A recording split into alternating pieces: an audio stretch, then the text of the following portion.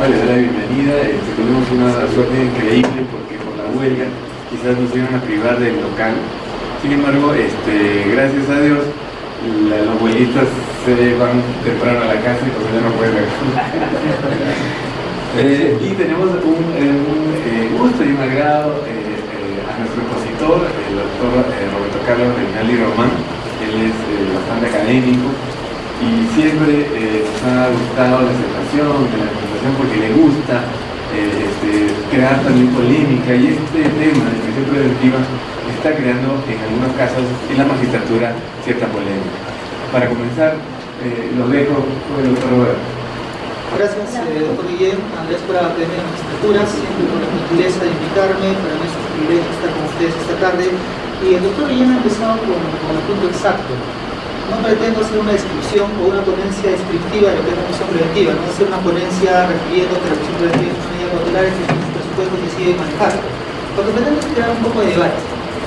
Y por eso he elegido 3 temas específicos. Si ven más o menos el título de la exposición es presunción de inocencia, periodo procesal y fijación del plazo judicial. 3 temas que en mi opinión están vigentes. Ahí dice prisión preventiva, problemas actuales. Y cualquier día aparece el problema actual de la prisión preventiva con la presunción de inocencia, pues aunque para otra está más actualizado que nunca. Y ese es el punto de la conferencia, tratar de crear un poco de discusión, orientar un poco la discusión, y los invito a ustedes también a que puedan participar en ello. La prisión preventiva es una cuestión como institución jurídica bastante controversial. Desde su antiguo enfrentamiento con la presunción de inocencia, cuestionando su naturaleza jurídica, es una pena anticipada, una medida cautelar, prisión como prevención, prisión como sanción, hasta tratar de entender sus presupuestos procesales, sus presupuestos materiales, perdón, digo presupuestos materiales, en el sentido de que cuál de los 3 tiene mayor fuerza o cuál es el límite y el fundamento de la prisión preventiva. Los graves y intentados elementos de convicción, la prognosis de pena o el peligro procesal. ¿Por qué se da una prisión preventiva? Hasta finalmente determinar algo que también causa polémica, actualmente está en debate en muchos estados, al menos en las áreas de operaciones donde participo muchas veces, es la aplicación del plazo judicial. Si un poco revisamos la jurisprudencia local, lo que hace el juez es decir: señor fiscal, usted está pidiendo prisión preventiva, muy bien, ya pasó el examen de los presupuestos, ahora dime cuánto plazo necesitas. Bueno, pero eso yo no lo puedo saber. No, pero me tienes que decir, porque yo tengo que poner un plazo dentro del plazo máximo legal establecido en la norma, que yo no puedo poner 9 meses, yo tengo que poner menos. ¿Y de dónde saca usted que tiene que poner menos? No, bueno, por intuición yo creo que debo poner menos porque es plazo razonable. ¿Y de dónde saca usted que el plazo razonable se puede determinar ex ante? Bueno, porque yo creo que se puede determinar ex ante. Muy bien. Entonces son temas que realmente nos van a llevar un poco a la discusión para poder tratar de orientar un poco el debate. Empezamos con el primer tema, ya para ordenarnos un poco. Vamos en orden: prisión preventiva versus presunción de inocencia. ¿Cuál es el silogismo problemático? El silogismo problemático es que es un principio constitucional y convencional el hecho de que toda persona debe ser considerada y tratada como inocente, mientras no se declare judicialmente su culpabilidad por sentencia firme. Eso es lo que más o menos es el principio de presunción de inocencia. Muy bien, esa es la primera premisa. La segunda premisa será: si a una persona la interno u ordeno su prisión preventiva, esto es, antes de emisión de sentencia firme, no la estoy tratando para nada como inocente, porque lo estoy mandando a un lugar donde deben estar únicamente los condenados. Lo estoy mandando a un lugar donde únicamente deben estar las personas que tienen una declaración de culpabilidad con sentencia firme. Ergo, conclusión de ambas premisas: la prisión preventiva vulnera el derecho a la presunción de inocencia. Parece que ese es el silogismo. Para esto, yo he encontrado solo 3 posibles respuestas. La primera: sí vulnera la prisión preventiva la presunción de inocencia. La segunda: no. Y la tercera: la prisión preventiva es una excepción a la presunción de inocencia. O sea, la prisión preventiva sobrevive, existe pese a la presunción de inocencia. Ello va a traer consecuencias jurídicas distintas de acuerdo a la posición que adoptemos. Si es la primera respuesta, que sí vulnera la prisión preventiva, la presunción de inocencia, la consecuencia jurídica será, pues señores, por coherencia, que los jueces empiecen a hacer control de constitucionalidad sobre la prisión preventiva, porque yo no he visto nunca en ningún sistema procesal que lo hayan hecho. Pero sin embargo, muchas veces vamos a clases, en foros académicos, decimos que sí, yo no sé cómo. Cuando yo soy magistrado, yo no he visto que un juez se aparte por control de constitucionalidad o de convencionalidad diciendo, no, esta institución jurídica vulnera la presunción de inocencia, por lo tanto yo no la aplico. Y será tarea a su vez de los dogmáticos y doctrinarios decir, la respuesta o el reemplazo más adecuado es esta. Tendrá que ser así, pues tenemos que ser coherentes. Si la segunda es la respuesta, no, la prisión preventiva no vulnera la presunción de inocencia, ¿por qué no dejamos el asunto en paz y pasamos a otra cosa? Ya no estemos dándole vueltas y digamos una vez que no lo hace. Y si la respuesta es la tercera, es una excepción, tenemos que ver, definir primero qué es la prisión preventiva, después de ello la presunción de inocencia, y por qué tendría que ser una excepción, un límite legítimo, establecido en la ley, quizás en la Constitución o en algún tratado internacional. Para ello, vamos a partir de un presupuesto filosófico. Bien, esta frase es de Binder. Yo les pregunto, los seres humanos, las personas, ¿somos inocentes? ¿El estado natural de las personas es ser inocentes? ¿Sí? ¿Somos inocentes todos? ¿De qué podemos ser inocentes? ¿De qué eres inocente? Pues yo no sé, ser inocente y punto. Simplemente no nací con el pecado original y se acabó. Pues eso no, Binder dice que no. Si partimos de ahí, puede estar el error ahí. Nosotros no somos inocentes. Nosotros somos libres. Y todo esto comenzó ¿cómo? Les voy a contar un poco de historia. En la Declaración de los Derechos del Hombre de 1789, la Revolución Francesa, el primer artículo, después de la Revolución, que se consiguió después de esa revolución, fue: todos los hombres nacen libres e iguales. O sea, el principio del estatus es libertad, no es inocencia. Yo no puedo ser inocente, ¿por qué? ¿Por qué tendría que ser inocente de qué? ¿Se me está atribuyendo algo? El principio, entendamos, es libertad. El principio de derecho es libertad. Pero esta libertad no es simplemente una especie de libertinaje o actuación ilimitada de una persona o un ser humano. Esta libertad tiene límites, tiene excepciones. ¿Y dónde va la presunción de inocencia? La presunción de inocencia es una garantía. La presunción de inocencia es una garantía judicial. El estado, el estatus natural de los seres humanos es la libertad. Declaración de los Derechos del Hombre, 1789, Pacto Internacional de Derechos Civiles y Políticos, Convención Americana de Derechos Humanos, Constitución Política del Estado. Libertad. Únicamente se activa la presunción de inocencia cuando hay una imputación en contra de una persona. O sea, nosotros no somos inocentes, nosotros somos libres. Únicamente cuando una persona entra en un foco de sospecha, en un foco de imputación, es sujeto de alguna imputación, es recién que se activa una presunción. Y no la sobredimensionen tanto, ya vamos a ver si es una presunción de Estado, de jure, es una presunción. Es una presunción. Una presunción de que yo no puedo ser culpable hasta que alguien no me demuestre que soy culpable. Entonces, el estatus, el principio rector básico, derecho, es libertad. Y ahora viene la pregunta, ¿cómo entendemos la libertad? ¿Cómo podemos entender la libertad? Un sistema funcionalista le va a decir lo siguiente: todos tenemos ámbitos de libertad y la libertad de cada persona termina donde comienza la libertad de otra persona. No hay ámbitos de libertad indefinidos y limitados. Todos los ámbitos de libertad en una sociedad que no es de una sola persona, es de un grupo que tiene que entenderse, comunicarse, todos estos ámbitos de libertad tienen que interrelacionarse y llegar a un equilibrio. Yo no puedo decir, oiga, la Constitución me dice que yo tengo derecho al bienestar, me dice que yo tengo derecho a la casa, por lo tanto empiezo a cazar animales, después yo digo, bueno, como yo tengo derecho a la libertad, ya no voy a cazar animales, voy a cazar hombres. No se puede hacer eso. Necesito siempre tener limitaciones en este ámbito de libertad. Y el ámbito de libertad, o el principio de libertad, tiene excepciones. Tiene una doble vertiente de excepciones. ¿Cuáles son? Legítimamente, desde la Revolución Francesa, la copiamos nosotros, los tratados a los que estamos nosotros adscritos.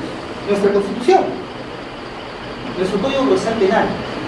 ¿Cuáles son los límites legítimos? Excepciones, las excepciones, recuerden, siempre son legítimas, por eso son excepciones, si no sería arbitrariedad, vulneración, transgresión. ¿Cuáles son los límites a la libertad? Son dos. Claro. Claro, ¿qué más? Son dos.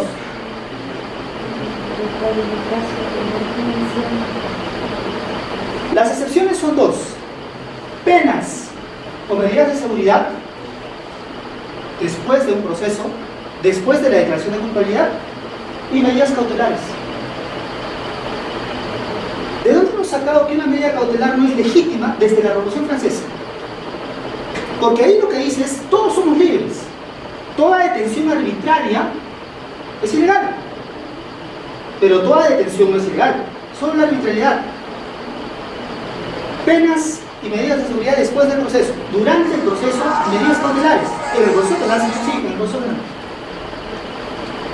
Y la vulneración a este principio, a este derecho, la vulneración a este derecho es la imposición arbitraria de penas. La vulneración a este derecho es la imposición arbitraria de medidas cautelares. Esto va a cobrar sentido después, cuando vean que estamos confundiendo el plano del ser con el deber ser. Esto es importante. Una excepción, y es legítima esta excepción, todas las excepciones son legítimas, el límite legítimo del derecho a la libertad es una pena y una medida cautelar. Lo ilegítimo, lo arbitrario, la vulneración, transgresión a este derecho es imposición arbitraria de penas e imposición arbitraria de medidas cautelares.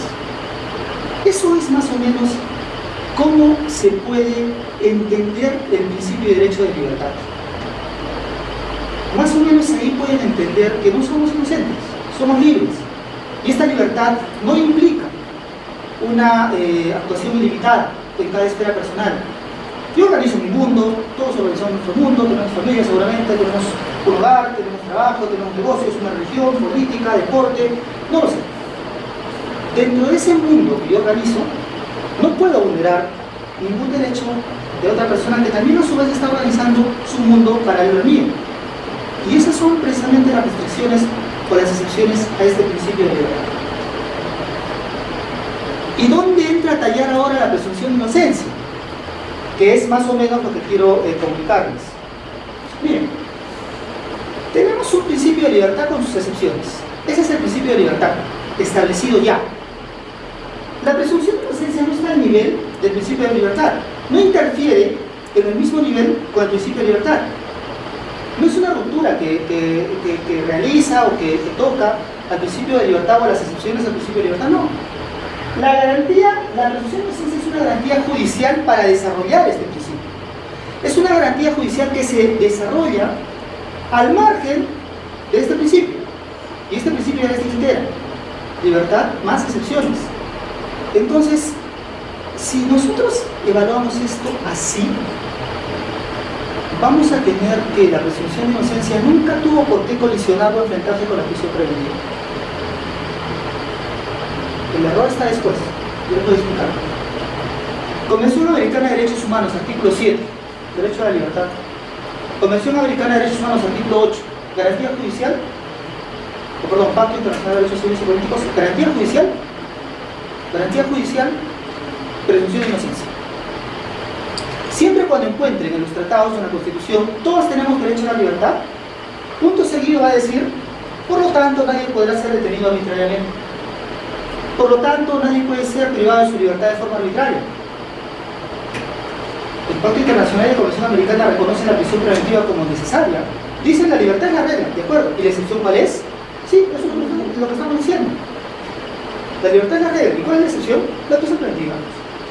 Entonces, la prisión preventiva como institución, como figura jurídica, como medida cautelar, cuya naturaleza jurídica es esa, no tiene por qué encontrarse siquiera con la presunción de inocencia. No tendría por qué. ¿Desde cuándo se encontró?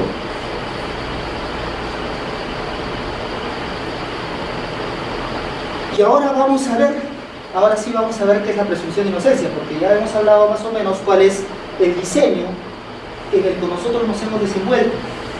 El diseño es ese: libertad, excepciones, garantía judicial, presunción de inocencia. Y aquí viene el problema. ¿Qué es la presunción de inocencia? Miren, tiene tres manifestaciones de lo que he podido encontrar en el derecho comparado y en el derecho interno también nacional. La doctrina más o menos y la jurisprudencia, tanto nacional como internacional, les va a dar de la prisión preventiva tres manifestaciones. Hay un informe, por cierto, está en la web, hay un informe de la Comisión Interamericana de Derechos Humanos sobre la prisión preventiva y la presunción de inocencia. Hasta el 2013 está actualizado. Y más o menos estudia todos los países de América del Sur y Central.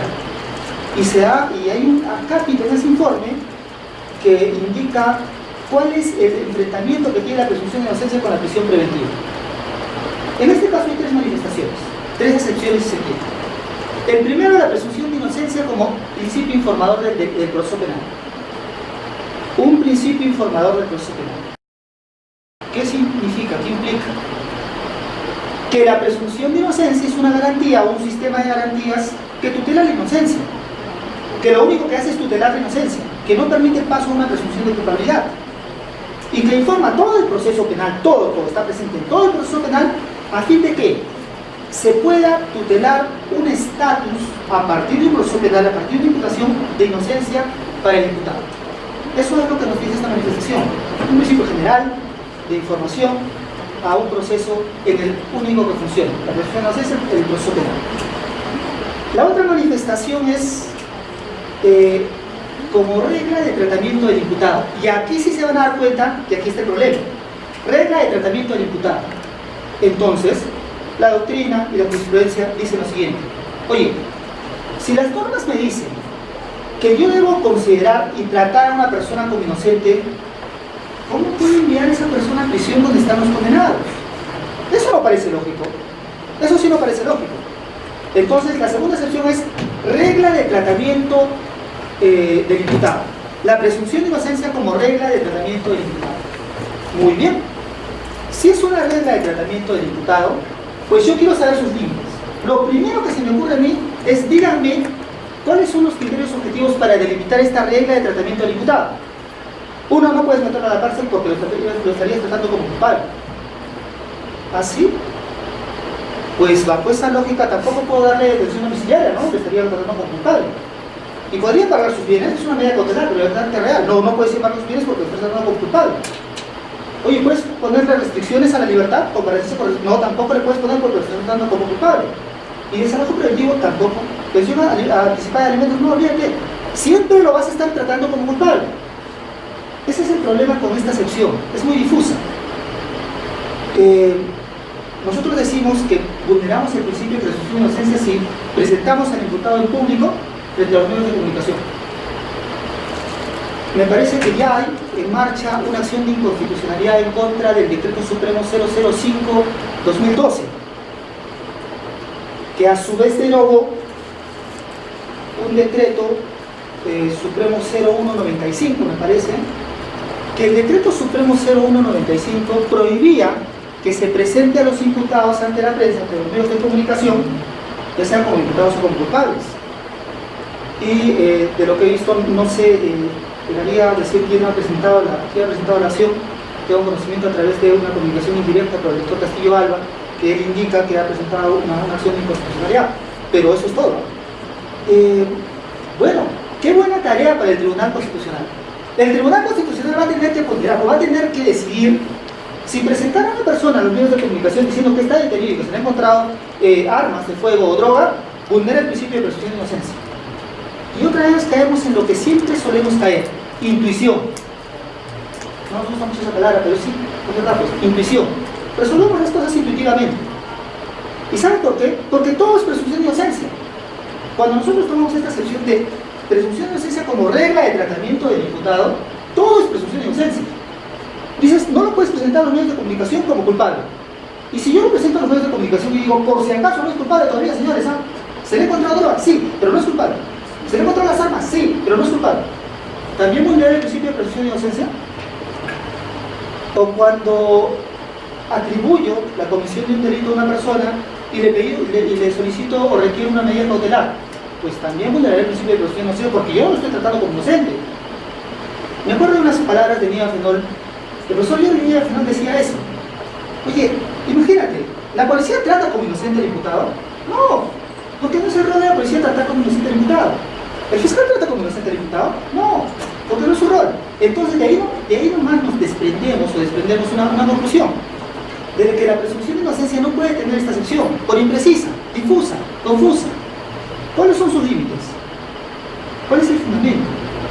Lo que se le ocurre a cualquier persona. Alguien que está haciendo preguntas sugestivas a un imputado en juicio dice, oye, estás atentando con su principio de presunción de inocencia.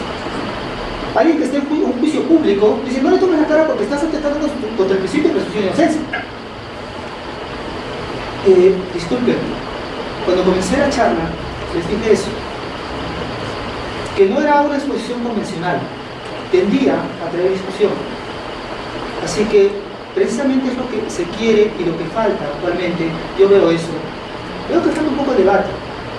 Lo que pasa es que cuando hacemos un curso tratamos de ser tradicionales, explicar, describir una institución jurídica y se acabó el asunto.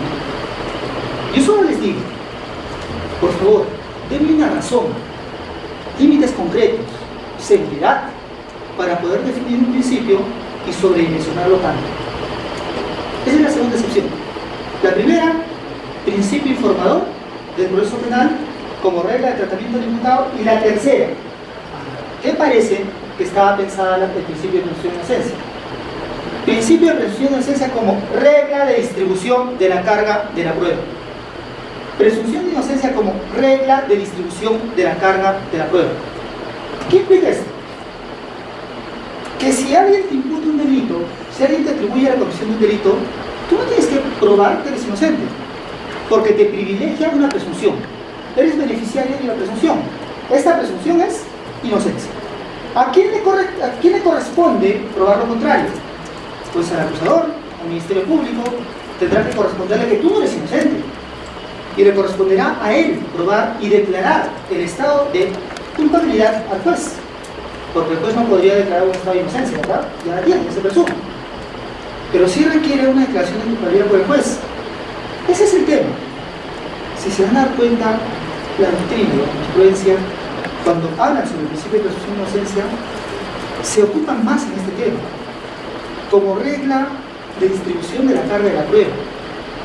Pero ¿hasta qué punto? Y ahí hablamos de prueba ilegítima, prueba ilícita, suficiencia probatoria, legitimidad de la prueba, no sé, tantos principios que se desarrollan durante la actividad probatoria. Bien, vamos a hablar un poco de este principio entonces, de esta excepción, distribución de la carga de la prueba. Yo le atribuyo a alguien la comisión de un delito de lesiones graves seguramente, y digo que Juan Pérez lo que ha hecho es coger un arma y disparar a Pedro y le causó lesiones graves. ¿Sí? Una vez que yo le atribuyo ese delito, que le imputo ese delito, automáticamente se activa una presunción. Y el imputado es beneficiario de una presunción. Se llama inocencia. Esa inocencia, esa presunción impide, hay una barrera para que el ente acusador tenga la obligación de probar lo que está diciendo. O sea, el ente acusador, en este caso el Ministerio Público, tiene que acreditar su imputación. Pero saben que incluso aquí nada es absoluto. Yo les digo algo. ¿Qué pasaría si el imputado dice, sí, señor juez, yo le disparé, es verdad, pero saben que lo hice en legítima defensa? ¿A quién le corresponde probar la legítima defensa? ¿A quién?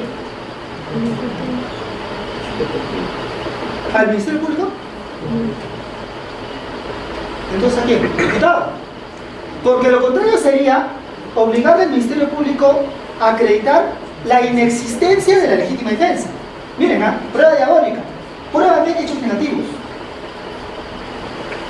Señor Juan, yo soy el fiscal y le imputo en este momento un delito de lesiones graves por arma de fuego. Señor fiscal, un momento, yo acepto el disparo del arma de fuego, pero fue en legítima defensa. Pruébeme la legítima defensa. No, un momento, usted tiene la carga de la prueba. Pruébeme bien usted que no actúa en legítima defensa. ¿Es posible eso? Al Ministerio Público le corresponde probar los hechos constitutivos del delito. Únicamente hay consenso en esto, ¿no? Al Ministerio Público le corresponde probar los hechos constitutivos del delito. Y los hechos constitutivos del delito son elementos objetivos del tipo, elementos subjetivos tal vez, accidentales, agravantes, que pueda corresponder con la imputación. Pero los hechos impeditivos, los hechos extintivos y los hechos excluyentes están a cargo de la defensa, están a cargo del imputado. La presunción de inocencia llega al punto de evitar ser considerado como culpable si no desarrolla el Ministerio Público suficiente actividad probatoria para acreditar su teoría. Pero si hay una nueva teoría que se enfrenta, esa nueva teoría va a tener que acreditar el imputado. Y es por eso que decimos que como regla de distribución de la carga de la prueba, incluso en este punto la presunción de inocencia tiene ese límite. Si nosotros decimos que la presunción de inocencia es una regla de distribución de la carga de la prueba, lo que estamos diciendo únicamente es que le corresponde a quien afirma hechos probar esos hechos que afirma. ¿Sí? En este caso, el imputado sobre el que cae una imputación. Pero vamos, tenemos tres acepciones de la presunción de inocencia. Después vamos a ver en qué culmina todo esto. Vamos. ¿Y qué es la presunción de inocencia? Es una presunción. Y ahora yo quiero que me digan qué clase de presunción es. ¿Se acuerdan de las presunciones legales? ¿Qué presunciones legales había? ¿Qué presunciones legales conocíamos nosotros?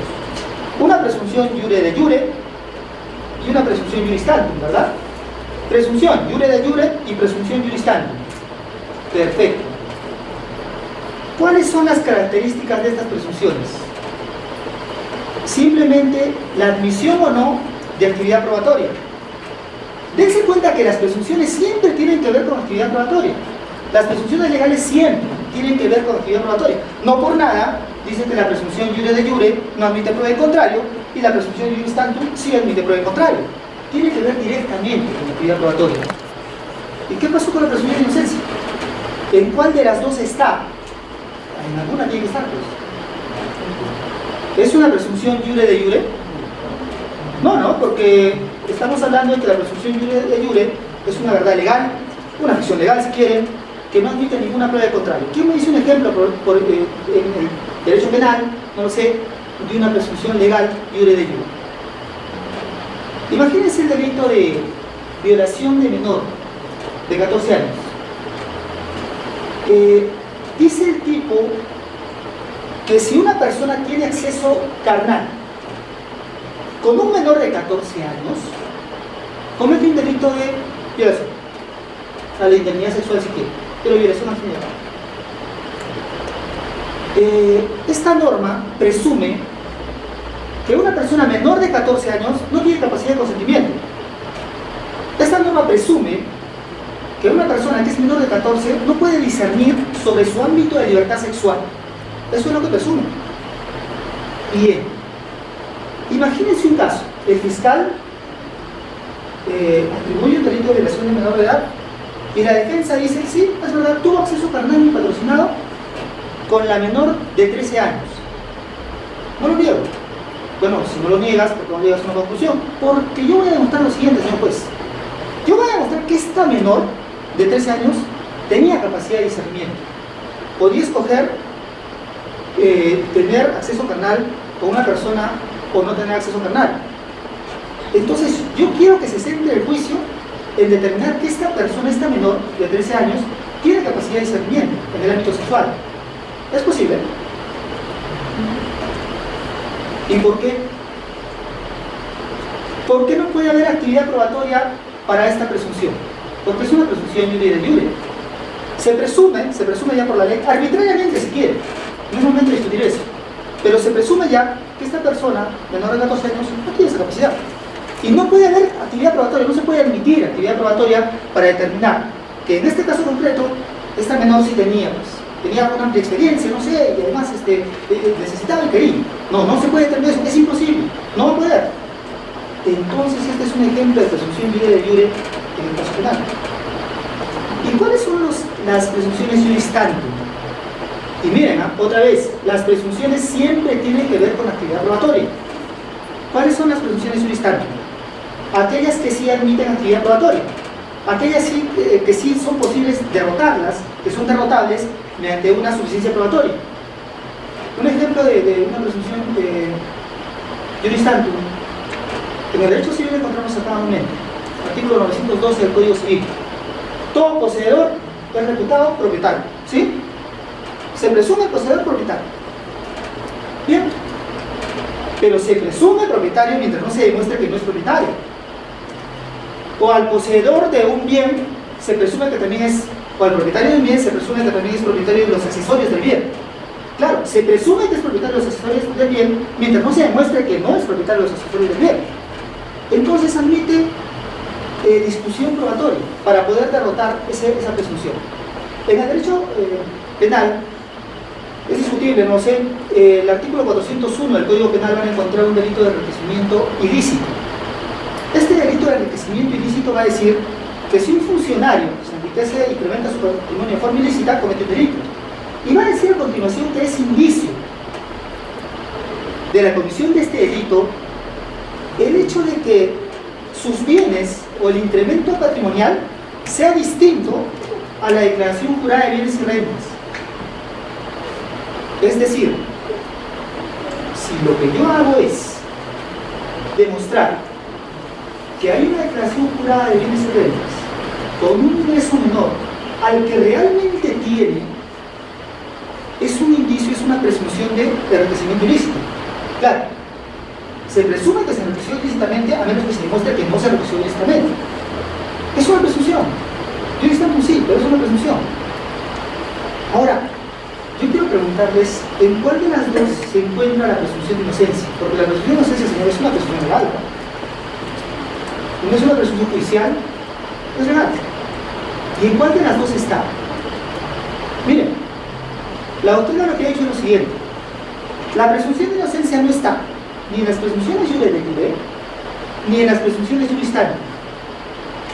La presunción de inocencia está en la categoría doctrinaria, si quieren, de una presunción aparente, una falsa presunción, o lo que se conoce como verdades interinas.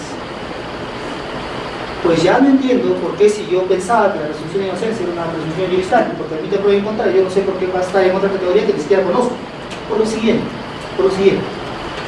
porque en las presunciones iure de jure y en las presunciones juris tantum se tiene que acreditar el antecedente. Me explico.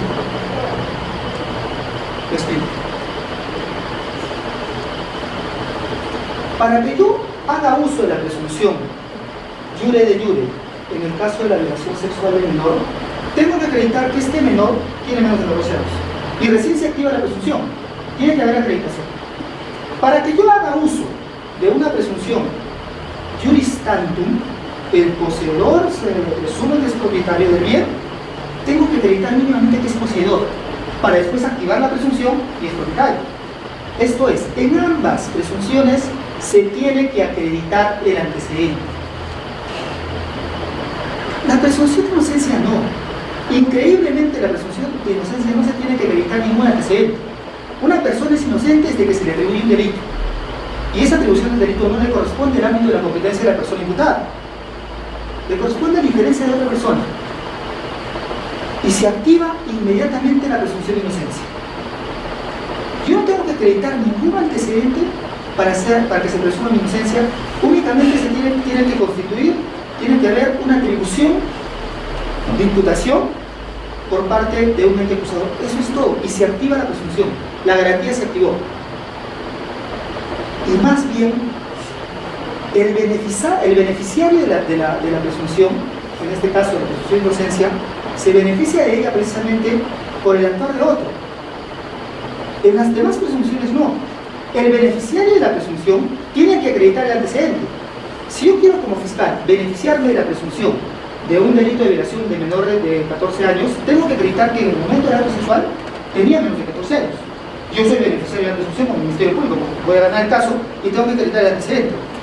En la presunción juris tantum, el poseedor, para que se beneficie de la presunción de ser propietario, tiene que acreditar primero que es poseedor, porque si no, nunca va a acreditar, nunca se va a establecer si es propietario del bien o nunca se va a activar la presunción.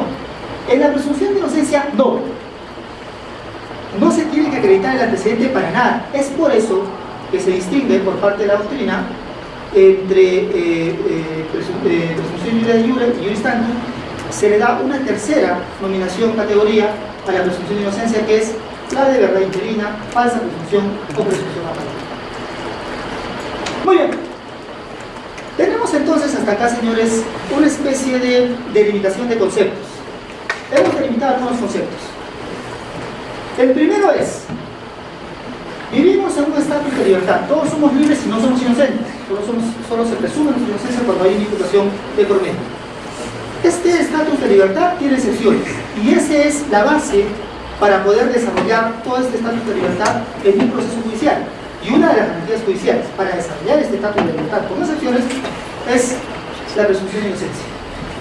Una excepción de este estatus de libertad es la prisión preventiva. Por lo tanto, ni se pueden enfrentar, ni se tienen por qué enfrentar, y tampoco se tendrían que encontrar en una definición de conceptos o de niveles, si se quiere, en cuanto a garantías o principios. Tenemos también, además, hemos dicho que la presunción de inocencia no es una presunción iure de iure ni juris tantum, es una verdad interina que protege, tutela, blinda al imputado frente a una acusación, pero únicamente como regla de distribución de la carga de la prueba. ¿Muy bien? Eso es más o menos el punto actual. La primera conclusión que sacamos entonces es que hay una mala concepción, indebida apreciación, cuando a nosotros se nos ocurre enfrentar la presunción de inocencia como garantía judicial con la prisión preventiva. Pero vamos a ver qué pasa con la presunción de inocencia y la prisión preventiva en la Corte Interamericana de Derechos Humanos. Han escuchado seguro varios casos. La Corte ha declarado que una prisión preventiva razonable vulnera la presunción de inocencia. Ha declarado que un plazo irracional, más allá del estrictamente necesario, vulnera la presunción de inocencia. Ha declarado que si pones a los presos preventivos junto a los condenados en un mismo lugar, vulneras la presunción de inocencia. Ha declarado que si das prisión preventiva como juez por cuestiones mediáticas, de presión política, cualquiera sea la presión, vulnera la presunción de inocencia. Eso he dicho. Encuentran en el informe de la Comisión Interamericana, en el informe que les dije, de la Comisión Interamericana de Derechos Humanos, todo ello. De esto existen dos preocupaciones, sustanciales, importantes en la Corte Interamericana de Derechos Humanos. La primera es la vulneración al principio de separación. La vulneración al principio de separación entre presos preventivos y condenados. Si van al Pacto Internacional de Derechos Civiles y Políticos, van a encontrar que hay un principio que los presos preventivos no pueden estar junto a los condenados. Entonces, la Corte Interamericana llega a la conclusión de que eso vulnera el principio de presunción de inocencia. Pero está atacando, pregunto yo, la institución jurídica de la presunción de inocencia. No, está atacando el mal uso de la presunción de inocencia. Y ahí les decía, por eso les decía, diferenciemos bien, señores, entre el ser, el plano del ser, y del deber ser. Porque por intuición no podemos decir que la prisión preventiva vulnera la presunción de inocencia. Yo no le encuentro sentido ahí. A lo que sí le puedo encontrar sentido es que el mal uso, el uso irracional, inadecuado, de una institución legítima, vulnera un principio de libertad. De libertad. ¿Qué interponen cuando hay una duración excesiva en la prisión preventiva? ¿Qué garantía? Habeas corpus. ¿Habeas corpus qué protege? ¿No es la libertad? ¿No es la vulneración al derecho a la libertad? Entonces, la Corte Interamericana puede tener razón en el siguiente sentido. Claro, hay un principio en el Pacto Internacional que dice que tienes que separarlos. ¿Y cómo no los vas a separar? Muy bien, el uso inadecuado. Que el Estado no se preocupe en separar a los presos preventivos de los condenados, sí, pues puede vulnerar el derecho a la libertad. ¿Y esto por qué? ¿Por qué el Estado tendría que preocuparse en hacer eso? Porque la norma lo dice. No, hay otro argumento. Cuando entra bajo custodia una persona, bajo custodia del Estado, en todo caso, en este caso el preso preventivo, surge una posición de garante. Hay una posición de garante del Estado frente al individuo. Depende del Estado entonces cautelar ello, porque no es posible, de ninguna forma es posible, que una persona existiendo un principio convencional, una persona esté pues junto con un condenado. Si ya existe ese principio, entonces tendría el Estado que cautelar por la posición de garante que tiene. En el caso de la prisión preventiva, y es por eso que se discute, es el único caso en que el Estado ingresaría en la posición de garante de la libertad, de la integridad física, de la vida de la persona. Dígame, ¿cuál es la siguiente medida de coerción personal menos grave que la prisión preventiva? ¿Cuál se les ocurre?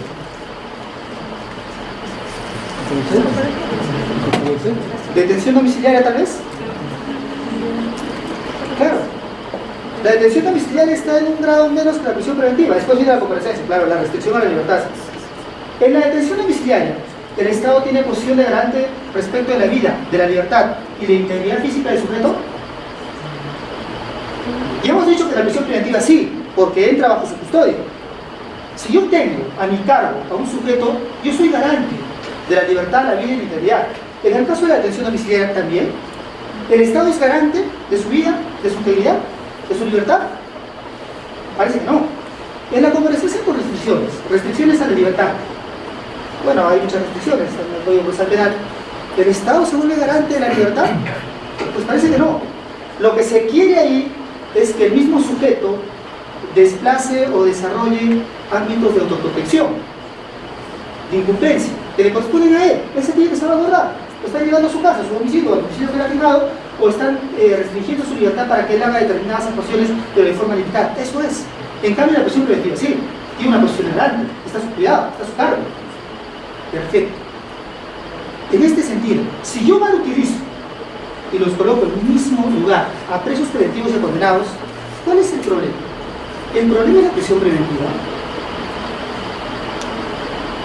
Oigan, la sociología penitenciaria nos dirá, y eso sí estoy seguro, que están pues juntos, descriptivamente pueden estar juntos, pero eso será pues un problema del sistema penitenciario, que se tiene que cambiar. Sí, claro, por supuesto que sí. Pero no echen la culpa a la presunción de inocencia en la prisión preventiva, no nos enfrenten por eso. Otra de las preocupaciones de la Corte Interamericana es la vulneración al plazo razonable. Sobre esto voy a volver al final en el tercer tema de la discusión, la vulneración al plazo razonable. Dice la Corte Interamericana, a ver, ¿sí?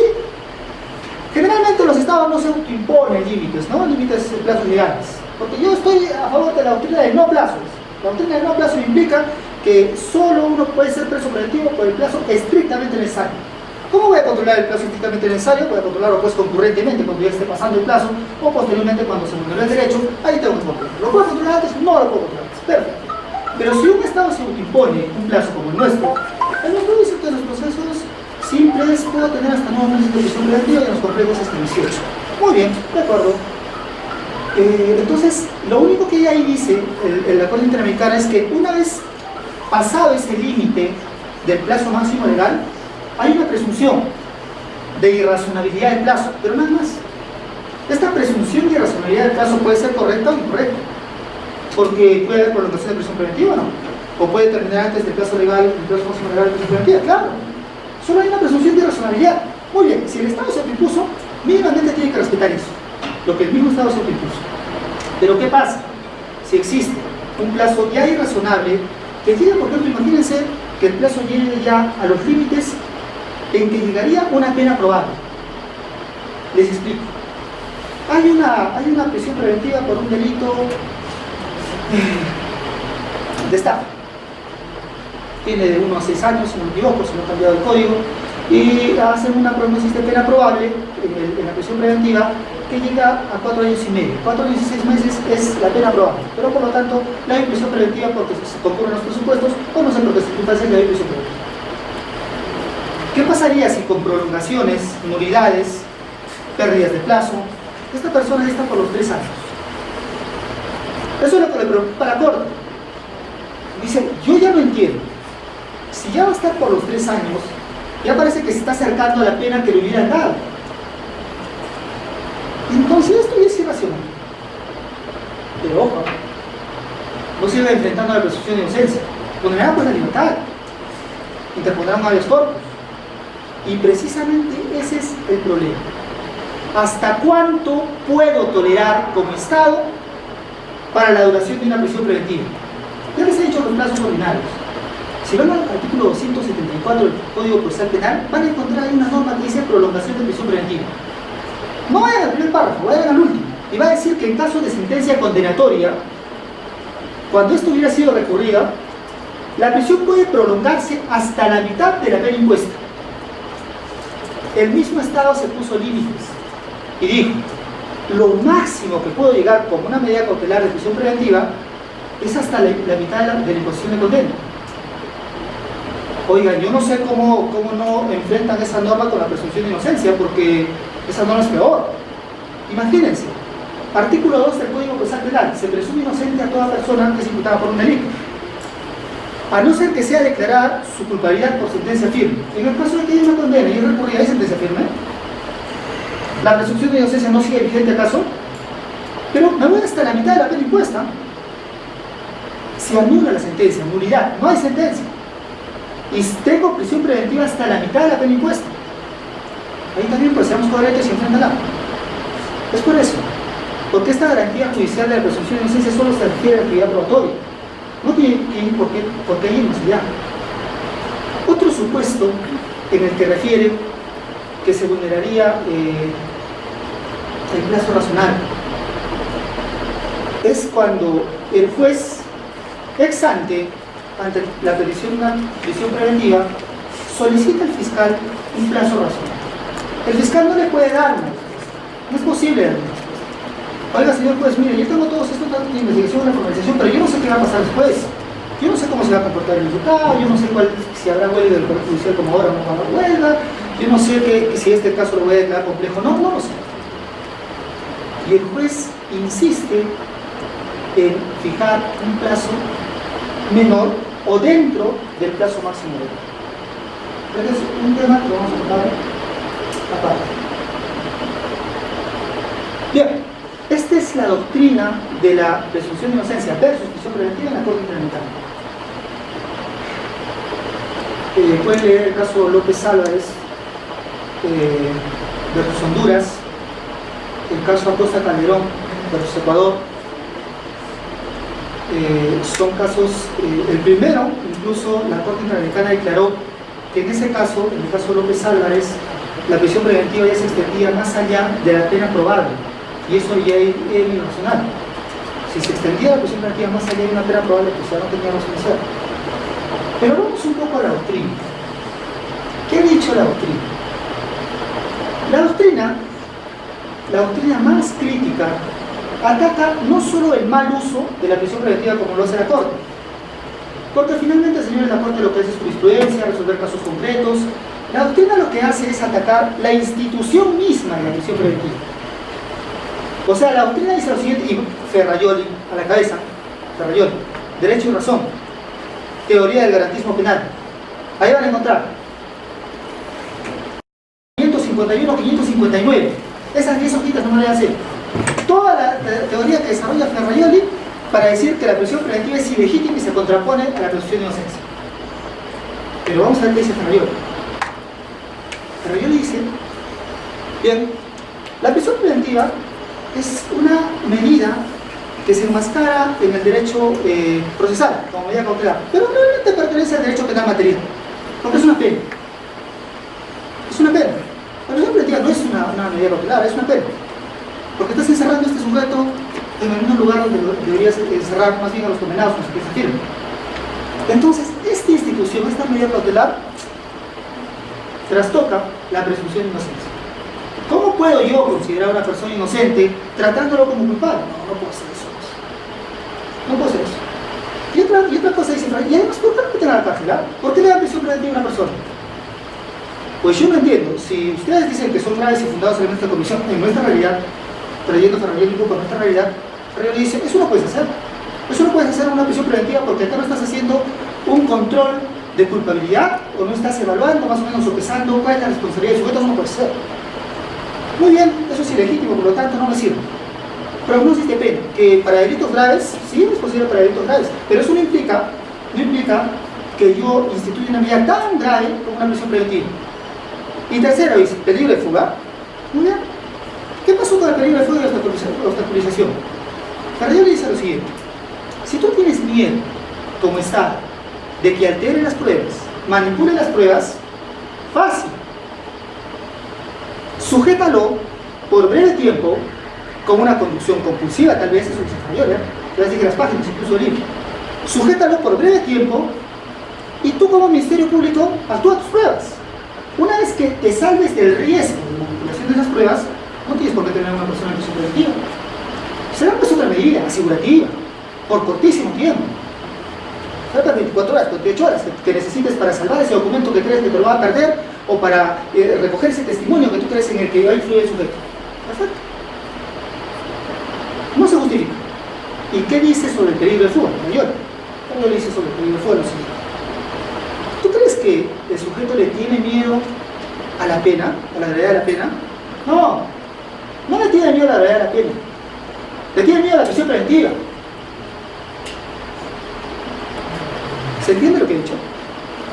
Dicen que el sujeto, dicen que una persona imputada por un delito no le tiene temor a la pena, le tiene temor a la prisión preventiva. Vamos, qué genial, ¿no? Lo que acaba de decir. No es una tautología eso.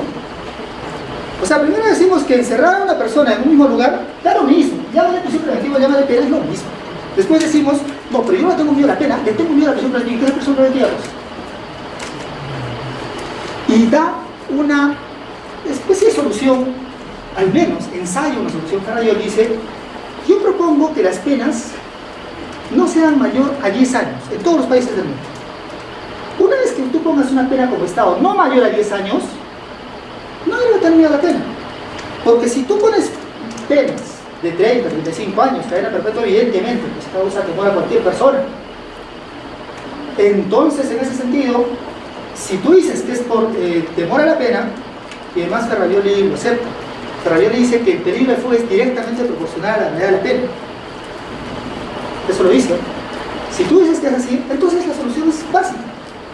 Rebaja las penas y vas a encontrar una persona no temerosa. Vas a encontrar una persona que se puede defender en libertad. Porque si tú lo encarcelas y le dices que lo encarcelas, le das prisión, y ahí le dices que se defienda, pues estás haciendo arbitrario. ¿Cómo vas a encarcelar a una persona y en la cárcel le dices, defínete ahí? Oye, el estado natural tendría que ser libertad. Y tú tenías que dejar una persona libre para que se pueda defender libremente. Pues de eso se trata. El mismo Ferrayoli ha declarado en ese libro, en esas 10 páginas que les he dicho, que esa posición es una quimera. Sí, yo sé, no es aplicable. Pues total, yo no entiendo. Muchas veces nos abstraemos en nuestro mundo ideal y decimos, sí, pues vulnera el derecho a la presunción de inocencia, esta medida es irracional, no puede estar vigente en un Estado, ¿cómo es posible? Y nunca aterrizamos en la realidad. Vamos a llegar a ese extremo de decir, famosa frase de Silva: oye, si la realidad no se adecua a la dogmática, peor para la realidad. No al revés. La verdad que al revés, las cosas funcionan al revés. La ley, las normas, las instituciones, la doctrina se tienen que adecuar a la realidad. No es al revés. El mundo no se adecua a la ley. Es la ley la que se adecua al mundo. Por eso, hay un poder ejecutivo que emite leyes, decretos de leyes, claro, le dieron libertad, legislación delegada, y cree que va a acabar con un montón de problemas emitiendo sus leyes sobre el proceso inmediato, no sé si sicariato, muy bien. Desde mañana no va a haber feminicidios porque ya salió una ley de feminicidio que dice que se te sanciona con 35 años. Oiga, desde mañana ya no hay prisión preventiva porque solo va a haber proceso inmediato. Fin de la prisión preventiva. ¿Quién ha dicho eso? Porque sí. Esa es la razón, pues, que más o menos nosotros en nuestro mundo ideal creemos y que va a funcionar. Esta teoría de los doctrinarios, aunque no lo crean en su tiempo, tuvo dos doctrinas encontradas. Hablo primero de Garofalo y Mancini, quienes decían: oye, si la prisión preventiva se opone a la presunción de inocencia, debe desaparecer la presunción de inocencia. Sí, lo digo. Y otra teoría, ferrayoliana, con sus seguidores, que dice: si la presunción de inocencia se opone a la prisión preventiva, debe desaparecer la prisión preventiva. Pero estas doctrinas son minoritarias. Lo que se habla ahora de la doctrina mayoritaria es que la prisión preventiva subsiste a pesar de la presunción de inocencia. Creo que la tesis, la interpretación más coherente, es la que les he dado al principio. No tendrían por qué nunca enfrentarse. Son situaciones que se mueven en sentidos jurídicos distintos. Establezcamos la presunción de inocencia como regla de distribución de la carga de la prueba. El artículo 2 del Código Procesal Penal les dice eso. Toda persona es inocente, debe ser tratada como tal, mientras no sea judicialmente declarada su responsabilidad. Por lo tanto, para vencer o destruir el principio de presunción de inocencia se necesita que se requiere suficiente actividad probatoria de cargo, además de prueba legítima, no ilícita por supuesto, que permita destruir esta presunción. Es eso, de eso se trata. Esa es la más grande preocupación. No es la otra. Hay otra posición que también dice que la prisión preventiva tendría que vulnerar el principio de presunción de inocencia. Porque en nuestro código, y en muchos códigos procesales de nuestro medio, señalan que una vez emitida sentencia condenatoria, se debe descontar el tiempo que estuvo la persona en prisión preventiva. Ya está. Irrefutables. Por lo tanto, sí, pues vulnera la presunción de inocencia, porque si yo digo que se debe descontar el tiempo y le puse P, se debe descontar el tiempo, quiere decir que lo que pasó era pena, no era prisión preventiva, porque se está descontando. ¿Cómo responden a eso? Y ellos dicen, oye, creo que no necesitamos decir nada. ¿Cómo decimos eso? Oye, creo que tenía razón en todo lo que hemos hablado, es por gusto, claro, porque si le estoy descontando el tiempo de prisión preventiva para computar una pena, quiere decir que ese tiempo de prisión preventiva era pena, no podía ser prisión preventiva, no podía ser medida cautelar, tenía que ser pena. ¿Y qué hacemos ahí? La respuesta ya fue hecha hace mucho. 1988, Código Penal modelo para Iberoamérica. ¿Qué dijo? El sujeto sometido a una prisión preventiva con medida cautelar es un sujeto asegurado indemnizable. Es un sujeto asegurado indemnizable. Por lo tanto, después del fin del proceso, merece indemnización, sea cual fuere la solución o la decisión. Por ejemplo, una persona con prisión preventiva y se emite contra ella, respecto de ella, se emite una sentencia absolutoria, tiene que ser indemnizada por el Estado de acuerdo a las normas de responsabilidad civil, seguramente. Tiene que dar una indemnización por todo el tiempo que estuvo en prisión preventiva. Y segundo, si la sentencia resultara condenatoria, la indemnización significa el descuento de la pena por el tiempo que estuvo en prisión preventiva. Sí, resulta lógico. Y esa norma la adoptaron todos los códigos, excepto, claro, por un tema de costo social, excepto la parte que no le convenía por los estados. O sea, si yo te doy prisión preventiva y te absuelvo, no, a mí no me puedes detener. A pesar de que hay, ¿no? Tenemos una norma de indemnización por errores judiciales, no la aplican a su negocio. Pero en el Código Procesal Penal no se incluyó una norma de esa naturaleza. Pero si nosotros indicamos que es así, pues señores, siempre va a tener que tener esta naturaleza. Y ya les dije, no tendría por qué enfrentarse con el principio de presunción de inocencia. Bien, establecido que la prisión preventiva no es ilegítima como institución, corresponde a un ámbito de libertad, a una excepción a la libertad, que está sobre encima como base para desarrollarse después las garantías judiciales, como es la presunción de inocencia, que no termina siendo más que una presunción y una regla de distribución de la carga de la prueba, y finalmente, que se confunde el ser con el deber ser, porque no se debe atacar la prisión preventiva, sino su mal uso, el mal uso de la prisión preventiva. La disposición de un plazo o la extensión a un plazo irrazonable pues será una cuestión de uso arbitrario o privación de libertad arbitraria. No es una cosa, no es más. No tiene nada que ver la institución, la figura jurídica de la institución de la prisión preventiva. Establecido ello, vamos a ver ahora cómo se puede concebir esta medida. ¿Se acuerdan que la prisión preventiva tiene tres presupuestos materiales? Uno es graves y fundados elementos de corrupción. El otro es la prognosis de pena, mayor a 4 años. Y el siguiente es el peligro procesal. Cada vez que nos preguntamos o nos preguntan, oye, ¿y cuál de los tres presupuestos es de mayor jerarquía? ¿O cuál es más importante? ¿Cuál decimos? Por los tres. Fundados y graves elementos. Muy bien. ¿Alguien dice otra cosa? Prognosis de pena. Peligro procesal, porque aquí también se va a generar debate seguramente. Miren, Si nosotros decimos que la naturaleza jurídica de los fundados y graves elementos es el fundamento de la prisión preventiva, partimos de un control de responsabilidad, partimos de una evaluación de responsabilidad. Si decimos que una prognosis de pena tiene la naturaleza jurídica de ser el fundamento de la prisión preventiva, también confundimos en abstracto que una pena, en abstracto, que pueda ser calculada como un delito imputado, pueda ser la finalidad o el fundamento de la prisión. Tampoco podemos hacer eso. Pero sí, de lo que no podemos tener duda es que se impone prisión preventiva para asegurar a un sujeto, a una persona, a proceso. ¿Para qué le impone prisión preventiva? Bueno, para que vaya purgando sus pecados porque ha cometido un delito, entonces tiene que ir siendo castigado, tiene que ir recibiendo una sanción. Pues no, parece que no. Para que finalmente reciba tratamiento penitenciario, pues parece que no. El preso preventivo no podría tener ese tratamiento cuando no ha sido declarada su culpabilidad. Entonces, por la única razón que dictamos prisión preventiva es para asegurarlo al proceso. ¿Y por qué lo tenemos que asegurar? Porque se puede escapar, porque se puede ir. Tenemos que asegurarlo porque lo necesitamos para juicio, porque no se puede juzgar en ausencia, porque al contumaz no lo puedo condenar, porque al contumaz no lo puedo juzgar. Tengo que asegurarlo. ¿Por qué más lo tenemos que asegurar o dedicar prisión preventiva? Porque puede entorpecer la investigación, puede manipular las pruebas, puede influir en testigos.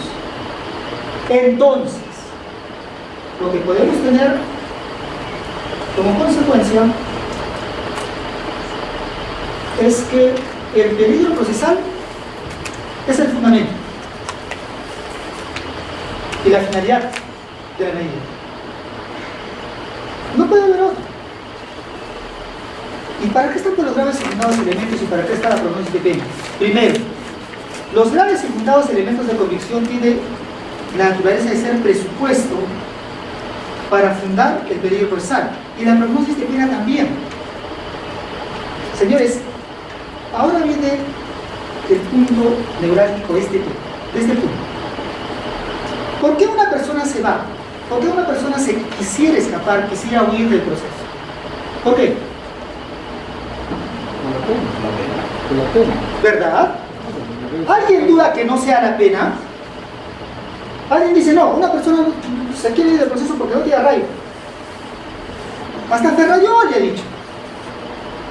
Hasta Ferrayol le ha dicho que el peligro de fuga es directamente proporcional con la gravedad de la pena. Una persona se intimida y quiere huir del proceso por la intimidación, la amenaza legítima, por supuesto, amenaza legítima, que le causa la gravedad de la pena. Y ahí sí vamos a un poco describir este ámbito desde un punto de vista funcional. Otra vez, todos tenemos ámbitos de libertad, todos organizamos nuestro mundo. Nosotros seguramente organizamos nuestro mundo de determinada forma, con una familia, un hogar, un trabajo, estudios, deportes, religión, política, no lo sé. Todo esto que hace el sujeto alrededor de uno es organizar el ámbito de libertad que uno tiene.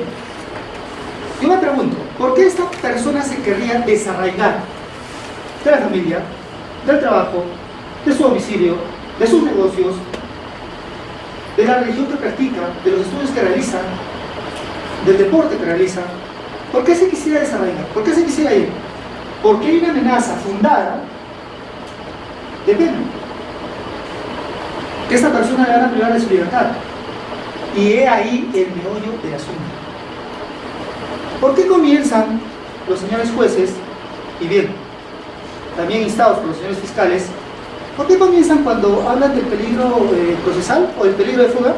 ¿Por qué comienzan con el arraigo domiciliario o separan el arraigo familiar y del arraigo laboral? Como si fuera lo único que existe. Yo no entiendo. ¿Por qué no comienzan primero a ver con cuánta pena están amenazando a este sujeto?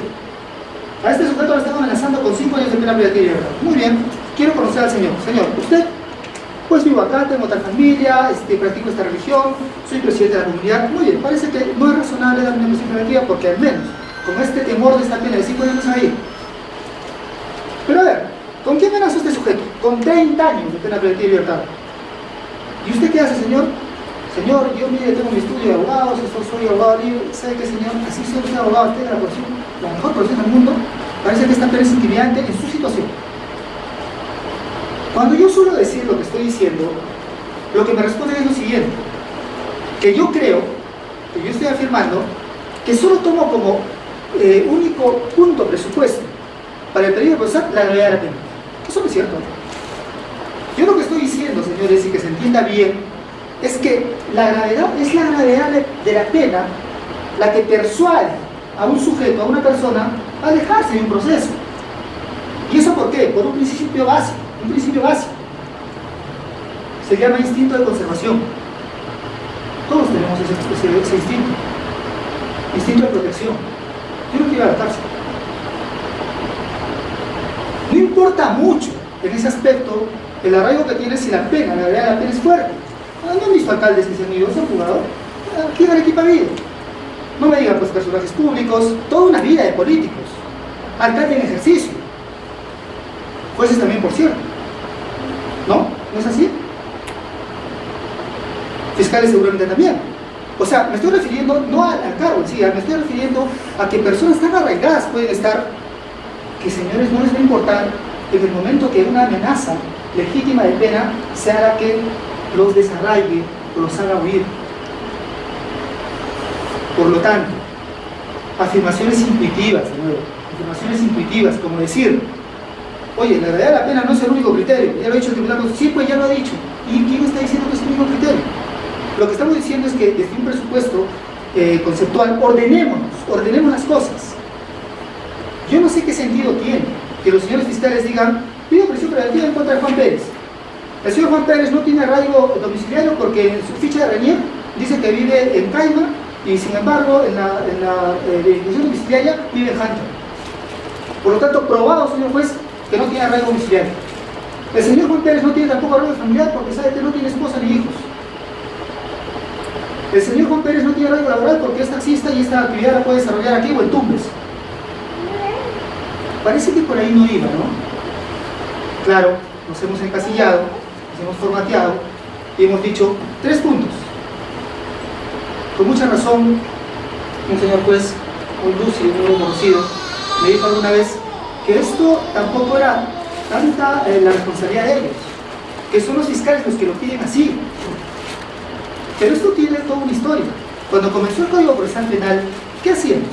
Interpretábamos las normas como queríamos, porque nos parecía lo correcto, teníamos que ser garantistas porque si no estábamos mal, entonces las normas tenían que ir siempre a garantizar la libertad y por eso los jueces establecieron una metodología y dijeron, vamos a ver el peligro procesal, por favor diferenciame las cosas, arraigo familiar primero, arraigo domiciliario y arraigo laboral. Señores, ya no estamos en esa época. Creo que ya tenemos suficiente como para haber entendido la naturaleza y el fundamento de lo que esta institución implica. Y esto es una crítica para todos, ¿eh? Como también vamos a ver en un momento el plazo. En cuanto al plazo, también yo digo que un juez no puede fijar un plazo distinto al máximo legal y después cuando trato de sustentar esa posición, el juez me dice, oye, pero el fiscal ha pedido menos plazo, ¿qué quieres que haga? Aparte que sí lo puede hacer, ¿no? Pero ese es el punto. Entendamos bien esto del peligro procesal. Conclusiones. El fundamento de la prisión preventiva es el peligro. Y hay peligro cuando hay riesgo fundado de que la persona se pueda ir. Y la persona se puede ir cuando hay una amenaza grave de pena, legítima de pena.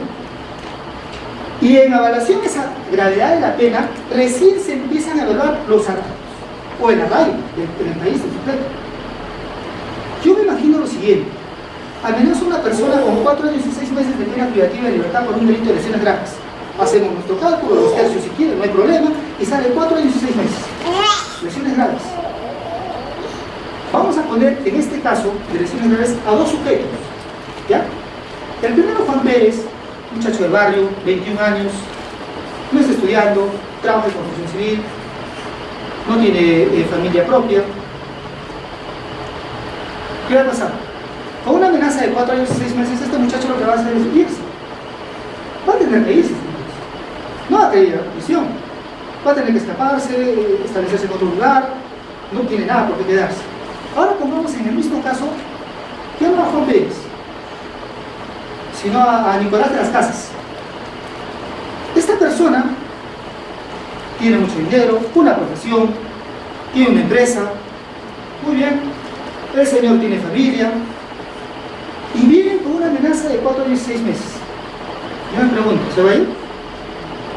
Les parece que no, va a enfrentar el proceso, tiene todos los recursos y lo va a enfrentar. Entonces, a partir de la gravedad de la pena, tenemos que evaluar esos arraigos recientes, pero a partir de este hecho. Y finalmente, el problema, el gran problema,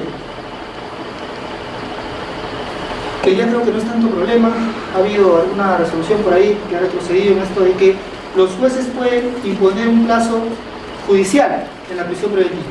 ¿Qué sucede? ¿Qué sucede?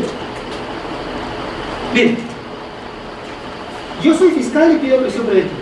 Pido prisión preventiva por un delito de robo agravado, y la prisión preventiva para los procesos simples es hasta 9 meses, ¿verdad? Muy bien, y le pido al señor juez. Realizamos este test, este control de los presupuestos materiales y pasamos el control, el debate sobre los presupuestos materiales. Y el juez me pregunta, oiga señor fiscal, ¿y cuánto plazo quiere? Pues yo no sé, deme el plazo que usted en la ley, pues. No, pues eso no puede ser. Usted no se da cuenta que nosotros somos garantistas, y nosotros como garantistas tenemos que más o menos ponderar y fijar un plazo razonable. Eso tiene que usted darse cuenta, señor fiscal. Acá no es la cosa de pedir una prisión ninguna. Dígame cuánto plazo quiere. Oiga, pero bueno, de acuerdo con ¿cuántos actos de investigación necesita hacer? Bueno, yo tengo 3 testimoniales, una inspección. Muy bien, ya, y calcule. Bueno, será pues, no sé, señor, 3 meses, 4, por favor. No, es que me tiene que decir. Perfecto. Y el juez lo que hace, desde hace mucho tiempo, es fijo 5 meses de prisión preventiva. No sé, pero máximo 5 meses para que acabe todo. Oye, yo qué sé, en la etapa intermedia y en el juicio, porque eso le corresponde controlar al juez. Ya no está en mis manos. Está en manos, la etapa intermedia y el juicio la dirige el juez. Pues yo qué sé cuánto tiempo se necesitará, de acuerdo al tiempo del juez o a la organización que haga el Poder Judicial para acelerar o no acelerar los juicios. Bueno, pero eso es irrelevante, tiempo termina hace 5 meses. Eso pasa, ¿verdad? ¿Y qué pasa si se vencían los 5 meses? Esos actos de investigación fueron insuficientes porque durante la investigación el diputado me pidió 30 declaraciones más. Bueno, ¿qué hago? Derecho de defensa, tengo que tomarlas. Perfecto. Entonces, en ese momento, ¿qué hago? Razono y digo, pero si el juez me ha dado 5 meses y la ley me dice que tengo hasta 9 meses, me faltan 4, ¿verdad? Entonces, señor juez, denme 4 meses adicionales. Pero ¿y por qué le va a dar? Porque la ley dice ahí en el artículo 272, no, usted dice, señor juez, dice hasta 9 meses. Bueno, sí dice hasta 9 meses, pero sabe que esta figura que usted me está tratando de solicitar no existe. ¿Qué no existe? La ampliación de prisión preventiva no existe. Oiga, señor juez, pero usted la ha generado, porque usted me ha dado menos tiempo del que el legislador me prevé, o prevé para la prisión preventiva. Sí, verdad, no existe punto. Y como tengo que hacer interpretación restrictiva de las medidas de coerción, no te doy. Esto surgió así, el debate surgió así. Pronto, lo que pasó fue lo siguiente, que los jueces comenzaron a completar el plazo de los 5 meses que dio inicialmente hasta los 9 meses, invocando la figura de la prisión de prisión preventiva. Discúlpenme, yo hasta ahora no le veo la vulneración a ningún derecho, pero bueno, sigamos con esto. El problema es otro, ¿no? Sigamos con esto. Ahora último, se ha desarrollado un pleno jurisdiccional en la ciudad de Chiclayo, nacional. Ahí fue un juez supremo, y un juez supremo dijo, oigan, nos hemos equivocado todos. Pese a que ese mismo juez supremo emitió una decisión a la Corte Suprema diciendo que la figura de la prisión preventiva era legítima, que la prisión de prisión preventiva era legítima. Pero ahora dice, no, ¿sabes qué? No hay esa figura. Y como no hay esa figura, no, estamos transfiriendo derechos. Por lo tanto, desde ahora no hay presión de prisión preventiva. Ah, ya, ¿eso quiere decir que me vas a dar siempre el plazo máximo? No, eso es una cosa. Yo te puedo dar los 5 o los 6 meses que te di inicialmente, pero después, si te es insuficiente ese plazo, lo siento, el otro tiempo que te dice la ley ya lo perdiste. Mala suerte, pues decís, esas son las cosas. Y empezamos a razonar un poco a raíz de eso. Finalmente, quienes deciden los casos son los jueces. Comenzamos a razonar un poco. ¿Y dónde está el problema? ¿Dónde está el problema? ¿Dónde creen que está el problema? El problema está en la fijación del plazo judicial de prisión preventiva. Ese es el problema. Claro, lo que yo les voy a decir seguramente los va a sorprender. ¿Alguien se ha preguntado por qué el juez tiene que fijar un plazo distinto al que ha fijado el legislador? Pues porque puede, porque es garantista, porque si no lo fija, no sería un buen juez. Peor aún, ¿alguien se ha preguntado si es posible fijar un plazo judicial ex ante? Yo les dije que la doctrina de la Corte Interamericana seguía una doctrina de no plazo. Pero si un Estado se autoimpone un plazo en prisión preventiva, lo mínimo que tiene que hacer es respetar ese plazo. Es lo mínimo que tiene que hacer. Respetar las propias leyes que emitió ese Estado. ¿De dónde salió que el juez puede reemplazar al legislador? ¿De dónde salió eso? Y te puede fijar un plazo distinto. Entonces vamos a lo siguiente. Naturaleza jurídica del plazo legal de prisión preventiva. Yo les pregunto, el artículo 272 me dice que yo tengo hasta 9 meses en casos simples y 18 en casos complejos. Yo les pregunto, ¿esos plazos legales son plazos fijos, tasados, o son plazos máximos? ¿Se entiende la pregunta?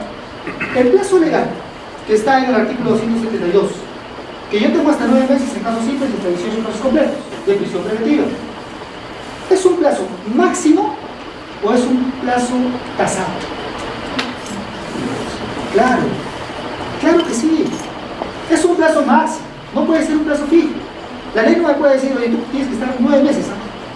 Oiga, pero si pido mi cesación, no va a ser legal, mi cesación va a estar 9 meses porque yo digo como ley que tienes que estar 9 meses. Perfecto. Y además eso yo no lo he dicho, el Tribunal Constitucional ya lo estatuyó. Sea detención por flagrancia, sea cualquier medida de coerción personal, todos los plazos son plazos máximos. Y ahora me pregunto, el plazo que establece el juez en esa audiencia de prisión preventiva donde suele insistir, presionar al fiscal para que le dé un plazo, ¿es un plazo fijo, tasado, o es un plazo máximo? O sea, el juez dice, es un profeta que dice, ¿sabes qué? Yo no sé qué va a pasar en tu proceso, pero desde ahora te fijo 6 meses.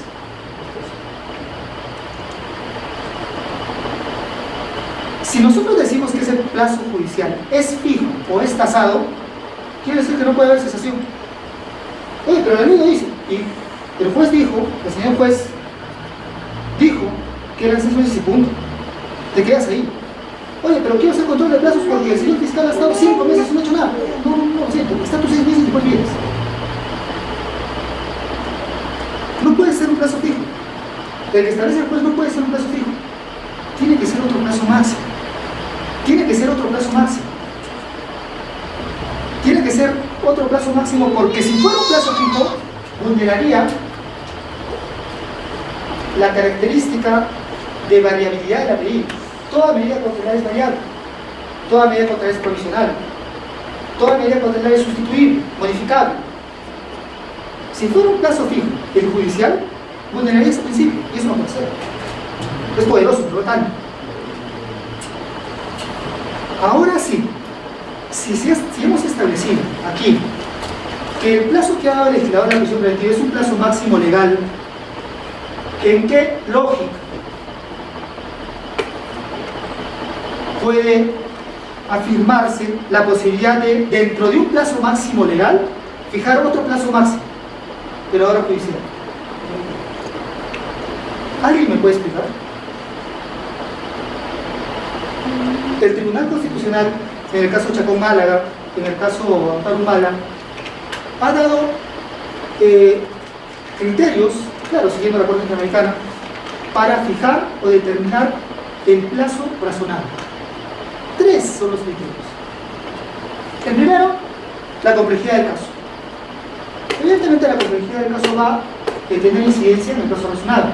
Necesitará más plazo, pues un caso complejo que un simple.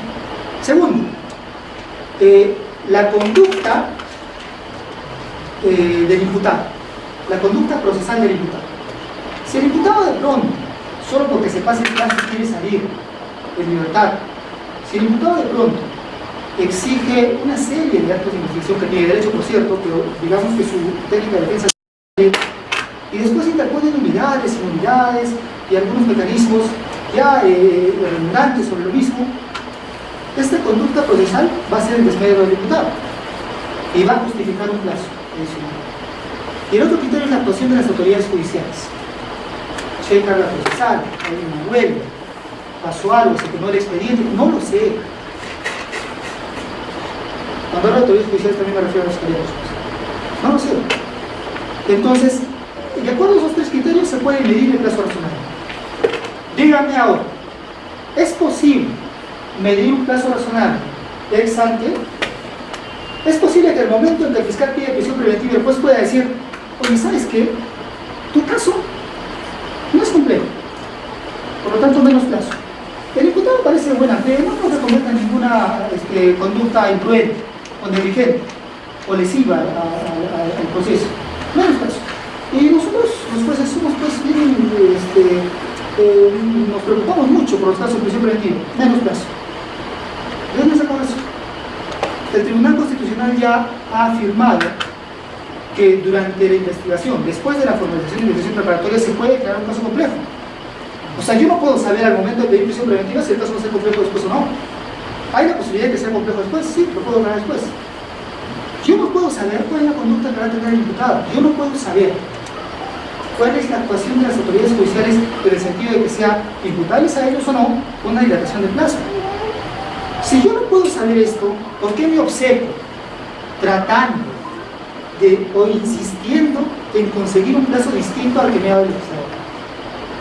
Eso además es contraproducente, es dañino, porque trae figuras que tenemos que estar creando de ampliación de prisión preventiva, para que los mismos jueces después digan, oye, pero esa figura no existe, pero tú la has originado, tú la has causado, tú me has pedido un plazo y tú me has dado este plazo, y ahora me dices que no existe. Vaya, vaya razonamiento en el que caemos. ¿Saben por qué es mejor no cuestionar el plazo o no debatir el plazo en una audiencia de prisión preventiva? Por 2 razones, y se van a dar cuenta por qué es mejor. Porque, ya lo ha dicho también el Tribunal Constitucional, porque el control del plazo de prisión preventiva siempre es concurrente o posterior. Opa, siempre es concurrente o posterior, nunca es ex ante, nunca es a priori.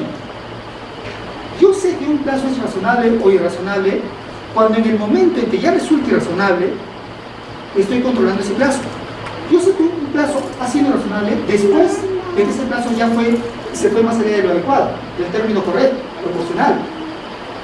¿Y saben por qué es mejor seguir a lo que el legislador ha dicho y no reemplazarlo como jueces? Porque si yo doy una prisión preventiva hasta por el plazo máximo legal, no quiere decir que voy a estar 9 meses. Eso no quiere decir.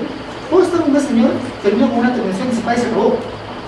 Puedo estar más de 9 meses con una prolongación de prisión preventiva porque necesito más tiempo. No se sabe.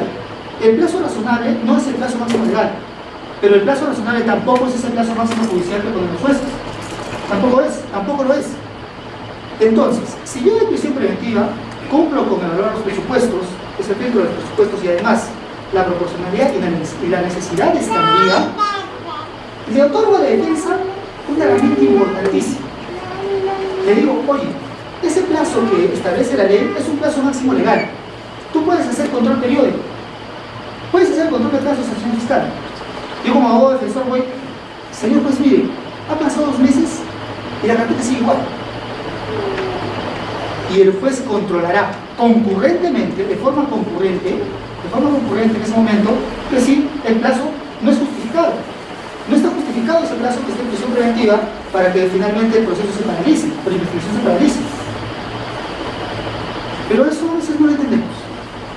Alguien me decía por ahí, oye, pero eso es peor, porque estás diciendo, mira lo que estás diciendo que si tú simplemente respetas el plazo máximo judicial, lo que va a pasar es que los fiscales van a estar teniendo controles de plazos a cada momento.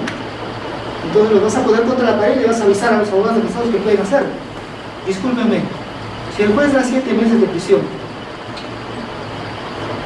la defensa del imputado no puede hacer control de plazo. También lo puede hacer. ¿Cuál es la diferencia? No, la diferencia es que no, yo soy garantista, intuitivamente digo, señores, tengo que fijar un plazo distinto, tengo que fijar un plazo menor, porque así soy yo. Soy un juez garantista y se debe respetar esa posición que tenemos nosotros. Yo creo que es una... A pesar de mi tono, yo creo que estas prácticas, por muy buena voluntad que existido en estas prácticas, no me está conociendo nada. Hubo un caso últimamente, hace más o menos un mes, donde un juez dio 5 meses de prisión preventiva. La fiscal, siguiendo la teoría que yo les he dicho, apeló del plazo, pero no dijo necesito más plazo, ¿no? Dijo lo que tenía que decir, dijo lo correcto. Dijo, señor juez, usted no tiene la posibilidad de reemplazar al legislador y imponer un plazo distinto legal. Y no crea que yo le estoy diciendo que va a estar hasta 9 meses. El plazo estrictamente necesario no es el plazo máximo legal, pero tampoco es el plazo que usted está poniendo. La ley estableció un plazo. Una sala de apelaciones de esta corte, muy lúcida, para resolver el tema. Y con esos argumentos, la sala ha declarado que efectivamente el control del plazo de prisión preventiva es posterior. Y otro, se tiene que respetar el plazo establecido por el legislador. Así que lo que parece un poco atrevido, lo que parece que va contra un sistema garantista, lo que parece que va contra una privación de libertad arbitraria, no lo es. Al contrario, yo creo que dándole esa posibilidad de seguir el plazo establecido por el legislador, al contrario me parece que da la oportunidad a la defensa para poder controlar este plazo. Y evitamos figuras como ampliación de prisión preventiva. Ahora, no sé si seguirán con este criterio los señores jueces, pero ahora lo que me he enterado es lo siguiente. El señor juez da una prisión preventiva de determinado plazo. El fiscal emite disposición de declaración de complejidad del caso. O sea, el caso lo vuelve complejo durante la investigación preparatoria. Entonces, automáticamente el 272 me dice que los casos complejos son 18 meses. Y eso dijo el Tribunal Constitucional. Expediente 1014-2011, ya no. Así dijo. Dijo que el plazo es automático porque la ley dice cuál es el plazo de prisión preventiva respecto a los casos complejos y el plazo de prisión preventiva respecto a los casos simples. Nunca dijo que tiene que estar 18 meses. Nunca dijo que tiene que estar 9 meses. Dentro de ese plazo máximo legal se tiene que medir el plazo estrictamente necesario como el control concurrente y posterior.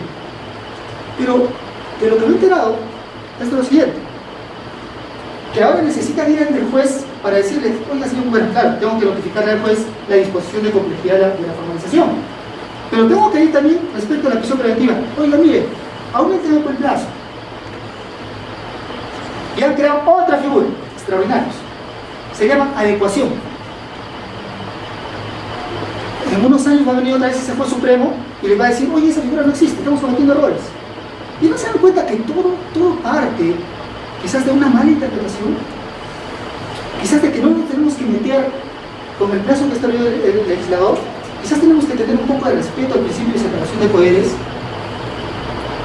Y a raíz de ese principio, dentro de ese marco, sí, señores, garantías, control de plazos, privaciones de libertad mínimas, necesarias, estrictas y razonables.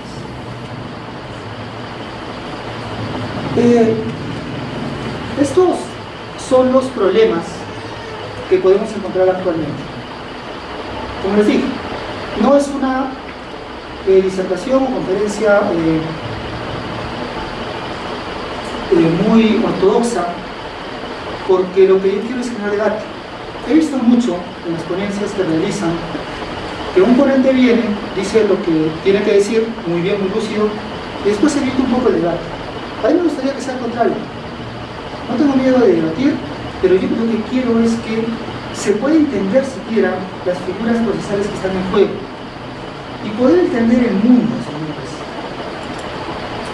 No se trata de importar teorías extranjeras y aplicarlas a una realidad que tal vez no sean aplicables. Al menos estoy convencido de eso. Si son aplicables, si son utilizables y si son buenas, de acuerdo. Lo único que no se puede permitir es resolver o decidir las cosas por intuición. No hagan eso. Bien. Tres temas que entiendo que quisiera que puedan hacer algunas preguntas. Hasta aquí puedo dejar el tema. Si hay alguna inquietud, podemos discutir, podemos entrar un poco en el debate para orientar la discusión. Si tienen alguna duda, por favor, en cualquiera de los tres temas.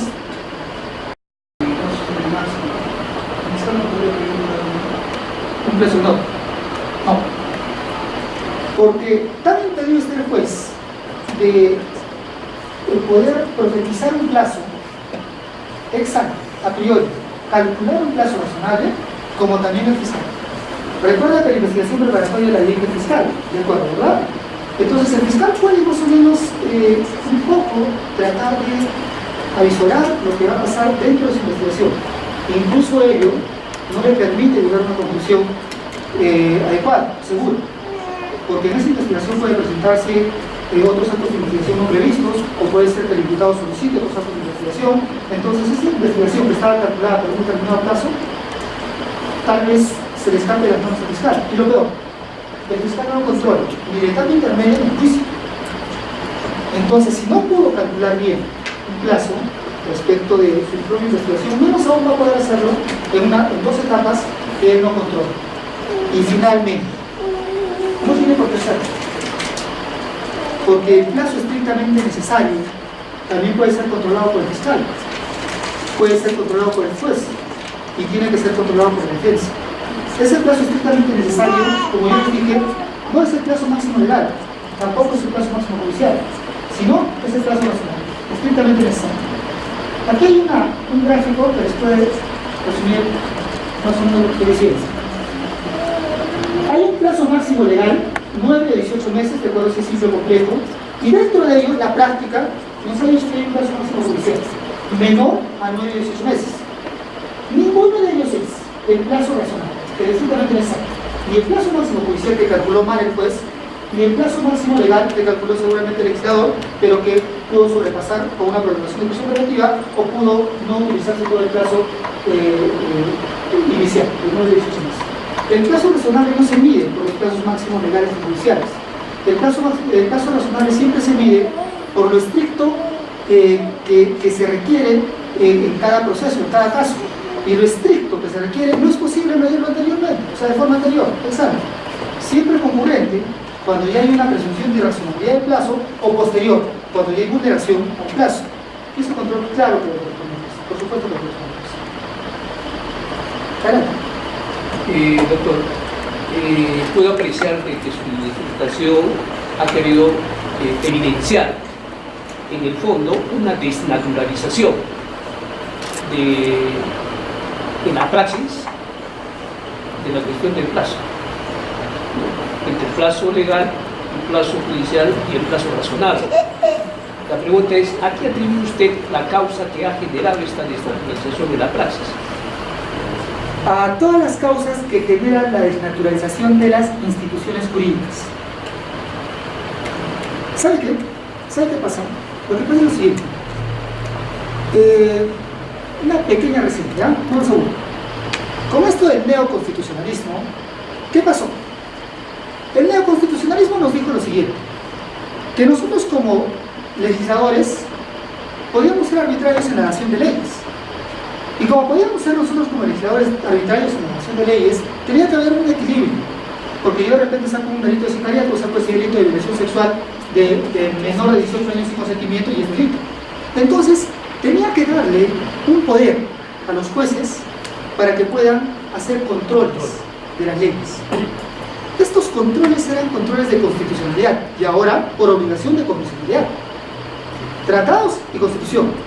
Esa pirámide que usted conoció en la universidad no existe. Debe estar la Constitución, ¿eh? Están 4 cosas arriba. Mire usted, Constitución, sentencias del Tribunal Constitucional, Corte Interamericana de Derechos Humanos y sentencias de la Corte Interamericana de Derechos Humanos. Convención Americana de Derechos Humanos y la sentencia de la Corte. 4 cosas arriba.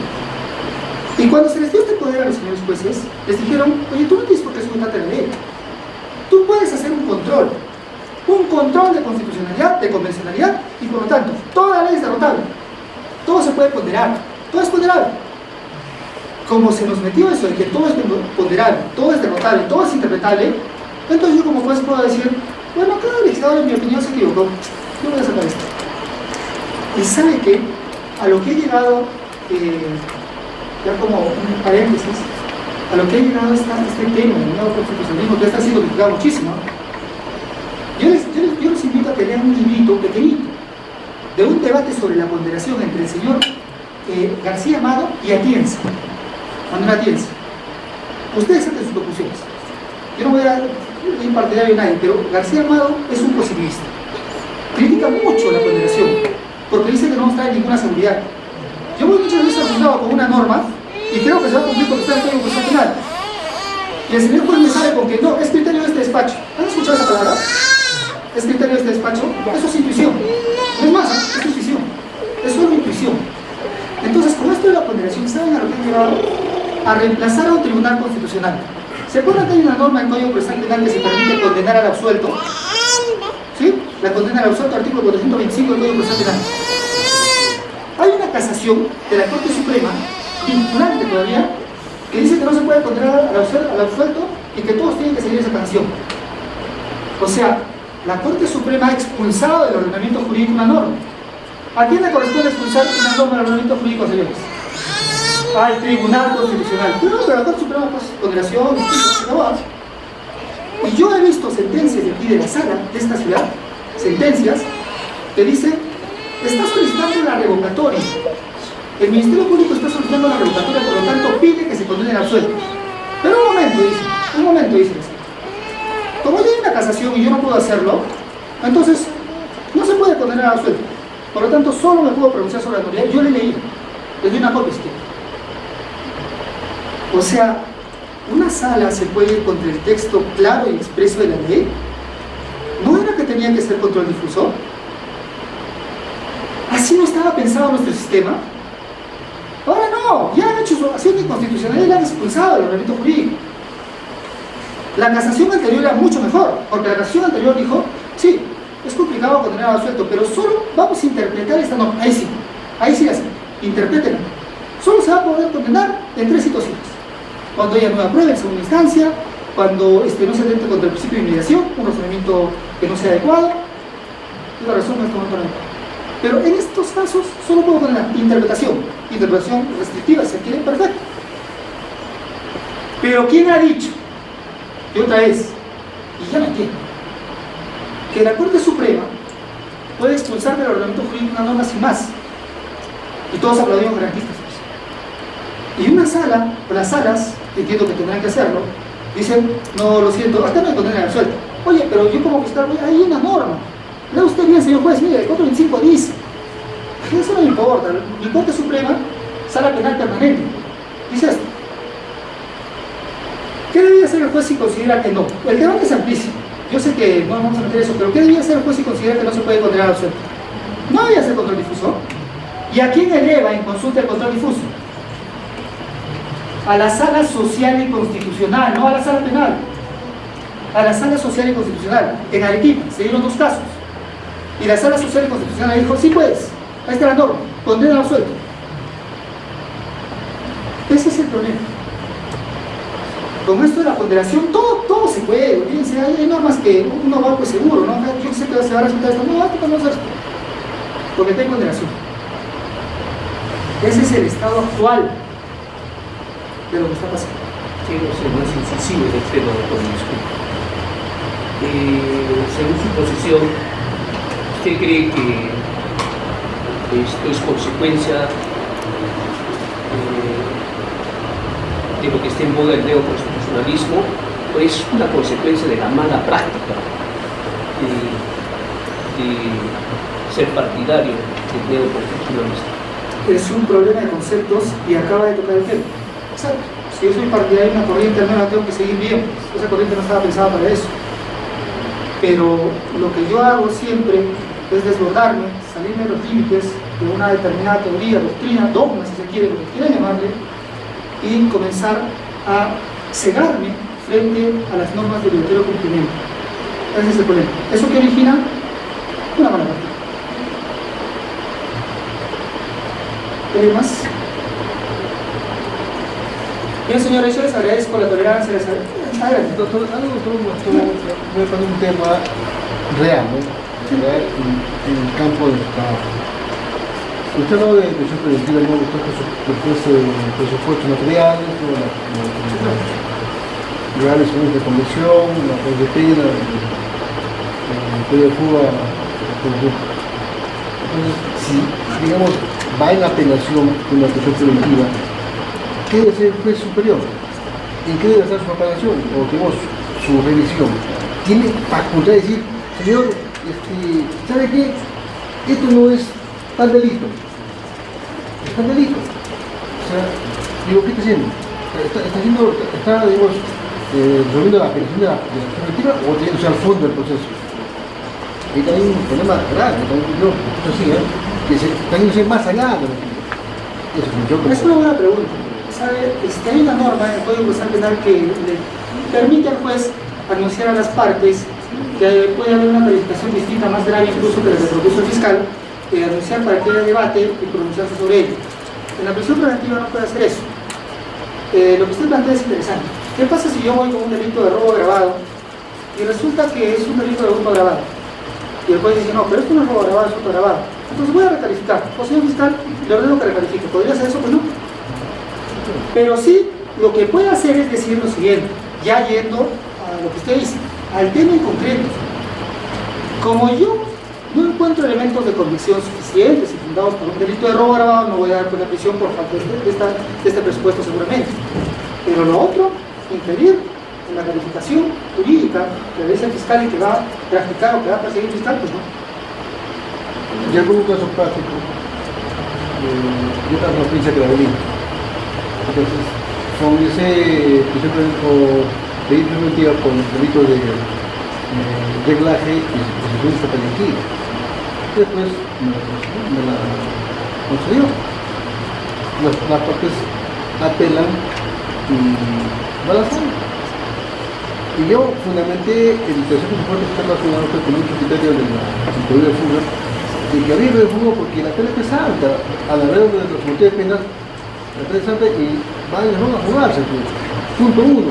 Punto dos, que son de Trujillo, pues, si por ser Trujillo, pues, te van a jugarse, pues, porque se voy a lugar allá, porque no son de acá, están de paso, y nunca van a ir por juicio.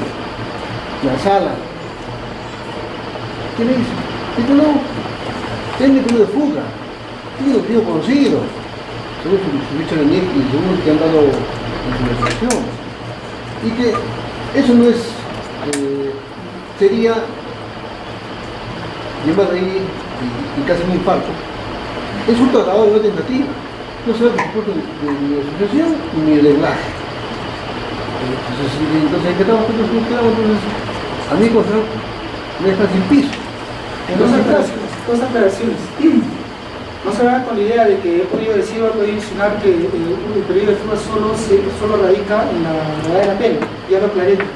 A raíz de la gravedad de la pena, a partir de la gravedad de la pena se evalúan los arraigos. Por eso puse el ejemplo de dos personas de distintos estatus. Y otro tema. En este caso, yo no he visto, alguien criticaba, ¿no?, que los fiscales solo vienen con gravedad de la pena.